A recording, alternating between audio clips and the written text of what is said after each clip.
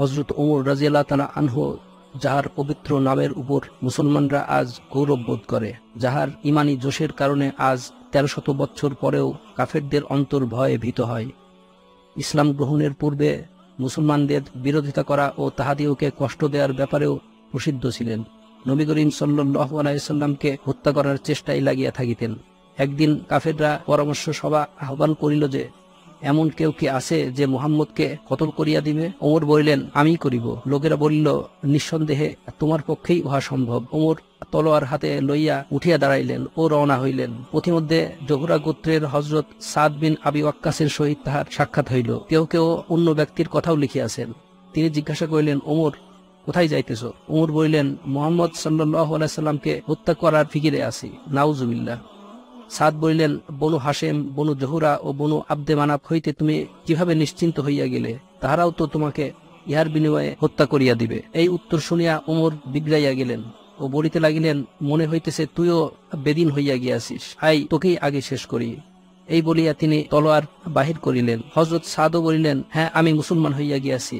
এই কথা বলিয়া তিনিও তলোয়ার বাহির করিলেন।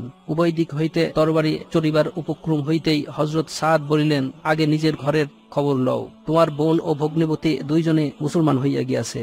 এই কথা শুনিবার সাথে সাথে ওমর ক্রোধে অধীর হইয়া উঠিলেন এবং সোজা বোনের বাড়িতে গেলেন। সেখানে তখন হযরত খাব্বাব রাদিয়াল্লাহু তাআলা আনহু ঘরের কপাট বন্ধ করিয়া স্বামী স্ত্রী দুইজনকে কোরআন শরীফ পড়াইতেছিলেন। ওমর তাহাদেরকে কপাট খুলিতে বলিলেন। ওমরের আওয়াজ শুনিবা মাত্র হযরত খাব্বাব তাড়াতাড়ি ভিতরে আত্মগোপন করিলেন, কিন্তু তাড়াহুড়ার দরুন কোরআনের আয়াত লিখিত কাগজখানা বাহিরেই থাকিয়া গেল। বোন কপাট খুলিয়া দিলেন, আর হযরত ওমরের হাতে কোনো বস্তু ছিল যাহা দ্বারা বোনের মাথায় আঘাত করিলেন। সাথে সাথে মাথা হইতে রক্ত ঝরিতে লাগিল এবং বলিলেন, আপন জানের দুশ্মন, তুইও বেদিন হইয়া গেলি। অতঃপর ঘরের ভিতর প্রবেশ করিয়া জিজ্ঞাসা করিলেন, তোরা কি করিতেছিলি, আর ইহা কিসের আওয়াজ ছিল? ভগ্নিপতি বলিলেন, কথাবার্তা বলিতেছিলাম। হযরত ওমর বলিলেন, তোমরা কি নিজের ধর্ম ত্যাগ করিয়া অন্য ধর্ম গ্রহণ করিয়াছ? ভগ্নিপতি বলিলেন, অন্য ধর্ম যদি সত্য হয় তবে কিসের অসুবিধা? ইহা শুনিবা মাত্র তাহার দাড়ি ধরিয়া সজোরে টান মারিলেন এবং অত্যন্ত ক্ষিপ্ত হইয়া তাহার উপর ঝাঁপাইয়া পড়িলেন এবং তাহাকে মাটির উপর ফেলিয়া বেদম মারপিট করিলেন।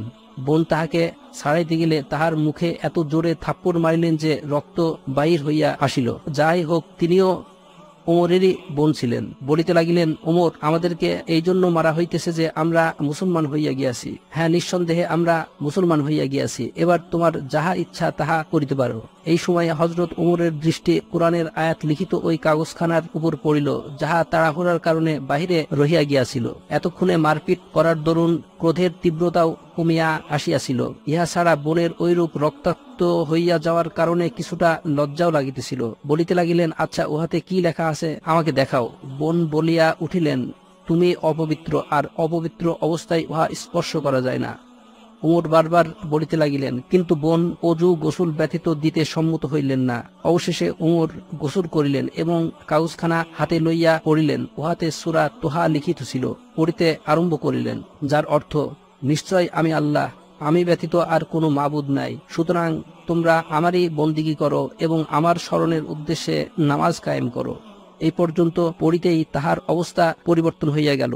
তিনি বলিতে লাগিলেন, আচ্ছা, আমাকেও মুহাম্মদ সাল্লাল্লাহু আলাইহি সাল্লামের খেদমতে লইয়া চলো। এই কথা শুনিয়া হযরত খাব্বাব ভিতর হইতে বাহির হইয়া আসিলেন এবং বলিতে লাগিলেন, হে ওমর, আমি আপনাকে সুসংবাদ দিতেছি যে গতকাল বৃহস্পতিবার রাতে হুজুর সাল্লাল্লাহু আলাইহি সাল্লাম এই রূপ দোয়া করিয়াছিলেন যে, হে আল্লাহ, ওমর ও আবু জেহেল এর মধ্যে যাহাকে আপনার পছন্দ হয় তাহার দ্বারা ইসলামকে শক্তিশালী করুন। এই দুইজনই শক্তি ও বীরত্বে প্রসিদ্ধ ছিল। মনে হইতেছে আপনার সম্পর্কেই হুজুর সাল্লাল্লাহু আলাইহি সাল্লামের দোয়া কবুল হইয়াছে। অতঃপর হুজুর সাল্লাল্লাহু আলাইহি সাল্লামের খেদমতে হাজির হইলেন এবং জুমার দিন সকাল বেলায় ইসলাম গ্রহণ করিলেন।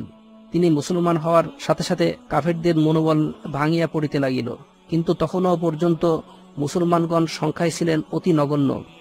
অপরপক্ষে ছিল সমগ্র মক্কা তথা সমগ্র আরব।